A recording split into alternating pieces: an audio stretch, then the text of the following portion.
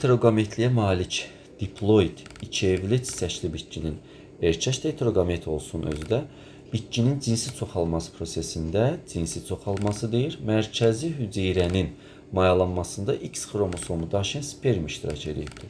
Tamam, erkək heterogametlisə, deməli biz belə bir quruluş bilirdik. Erkək iki cür gamet yaradır, X və Y yaradır. Yəni normal orqanizmdən söhbət gedir bu. Biz belə bir qeyd aparaq. Və bu Ruşeym hissəsidir, tanıyırsınız Ruşeym hissəsini. Burada bir sperm vardı, bir də mərkəzi hüceyrəmiz vardı. Bilirsiniz ki, mayalanmada iştirak eləməyən 3 antipod, yəni hüceyrəmiz var, kənar qütbdə dayanıbdır. 2 ədəd sinergit, yəni bunlar da mayalanmada iştirak eləməyən adsız hüceyrə deyə qeyd ediliblər bizim dərsliklərdə. Bu da yumurta hüceyrəmiz olsun. Və spermlərdən biri mərkəzi hüceyrə ilə mayalanır, biri isə yumurta hüceyrə ilə mayalanır. Və bizdə deyir ki, mərkəzi hüceyrənin mayalanması X xromosom daşıyan sperm. Yəni bu spermimiz X xromosom gətirir. Mərkəzi hüceyrəni mayalandırır.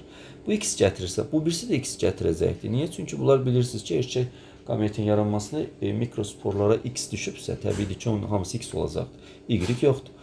Yaxşı, indi deyir ki, nə ola bilər? Yaranan toxumdan əmələ gələn bitkidə İki cinsli çiçəklər əmələ gələ bilər. Xeyr, bu səhvdir. İki cinsli. Niyə səhvdir? Çünki burada iki evli bitki veribdir. Baxın, iki evli bitkidə iki cinsli çiçəklər yox, bir cinsli çiçəklər əmələ gələ bilər. Ona görə səhvdir. Öz-özünə tozlanma gedər. Bu da səhvdir. Yəni, bir cinsli çiçəklərdə öz-özünə tozlanma getməzdir.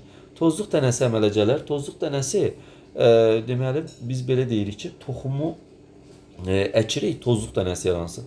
Tozluq dənəsi yaranması üçün bu erkək bitki olmalıdır, amma çünki bu ikisindən mayalanıbsa, bu birisi yumurta hüceyrəmizdə, bu da X olacaqdır və X ilə X tozluq dənəsi necə yaratsın? Erkək deyil axı bu.